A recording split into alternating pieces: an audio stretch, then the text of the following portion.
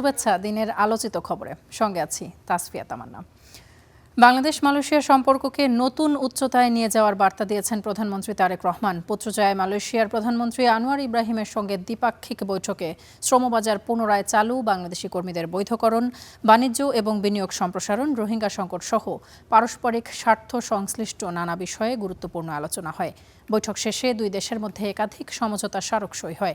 18 ঘণ্টার এই সংক্ষিপ্ত সফর শেষে চীনের উদ্দেশ্যে মালয়েশিয়া ত্যাগ করেন প্রধানমন্ত্রী।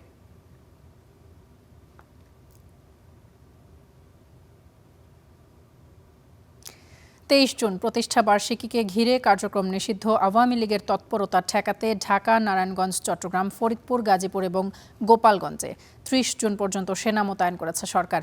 ইন-এইড টু সিভিল পাওয়ারের আওতায় এই সিদ্ধান্ত নেওয়া হয়েছে বলে জানান স্বরাষ্ট্রমন্ত্রী সালাউদ্দিন আহমদ। এর আগে স্বরাষ্ট্র মন্ত্রণালয়ের দেয়া এক প্রজ্ঞাপনে বলা হয়, কার্যক্রম নিষিদ্ধ দলটি বেআইনি মিছিল, শোডাউন এবং নানা কর্মসূচির মাধ্যমে নাশকতা এবং বিশৃঙ্খলা তৈরির চেষ্টা করছে। তাতে আইনশৃঙ্খলা পরিস্থিতির অবনতির শঙ্কায় সেনা মোতায়েন করা হয়েছে। জননিরাপত্তায় 22 জুন থেকে 30 জুন পর্যন্ত মাঠে থাকবে সেনা সদস্যরা।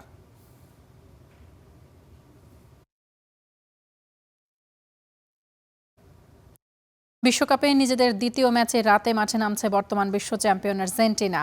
ডালাসের টেক্সাস স্টেডিয়ামে ম্যাচ শুরু বাংলাদেশ সময় রাত 11টায়।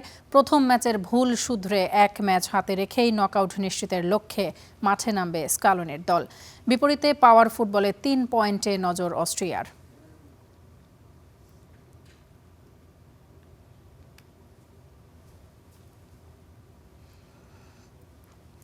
অবশেষে পদত্যাগের ঘোষণা দিয়েছেন ব্রিটেনের প্রধানমন্ত্রী কিয়ার স্টারমার। ছাড়বেন ক্ষমতাসীন দল লেবার পার্টি প্রধানের পদও। রীতি মেনে ব্রিটিশ রাজাকে আনুষ্ঠানিকভাবে পদত্যাগের সিদ্ধান্ত জানিয়েছেন স্টারমার, যা কার্যকর হবে আগামী সেপ্টেম্বরে। এ নিয়ে গেল 4 বছরে তৃতীয়বারের মতো যুক্তরাজ্যের প্রধানমন্ত্রী পদে পরিবর্তন আসছে।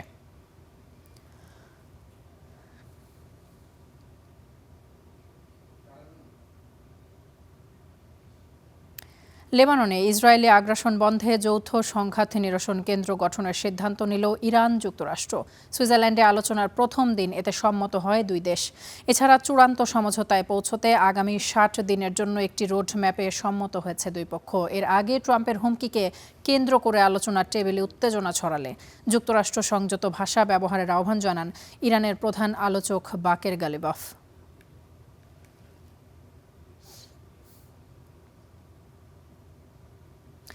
সোমবার দেশের বাজারে 4,432 টাকা বেড়েছে স্বর্ণের দাম। এতে 22 ক্যারেটের 1 ভরি স্বর্ণের দাম বেড়ে হয়েছে 2,30,772 টাকা।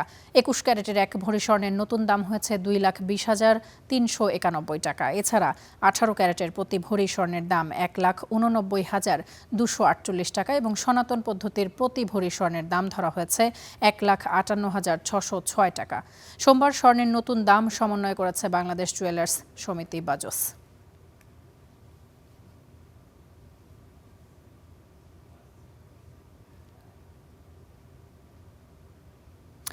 কার্যক্রম নিষিদ্ধ আওয়ামী লীগের প্রতিষ্ঠা বার্ষিকীর দিন মঙ্গলবার বিকেলে রাজধানীর বিজয়নগরে প্রতিবাদ সমাবেশ ডেকেছে 11 দলীয় জোট। এছাড়া গুম, খুন এবং বিরোধী দলে নেতাকর্মীদের উপর হামলার প্রতিবাদে 4 জুলাই সকল জেলায় বিক্ষোভ মিছিল করবে জোটের নেতাকর্মীরা। সকালে মগবাজারে জামায়াতের কেন্দ্রীয় কার্যালয়ে সংবাদ সম্মেলনে এসব তথ্য জানান 11 দলীয় ঐক্যের সমন্বয়ক হামিদুর রহমান আজাদ।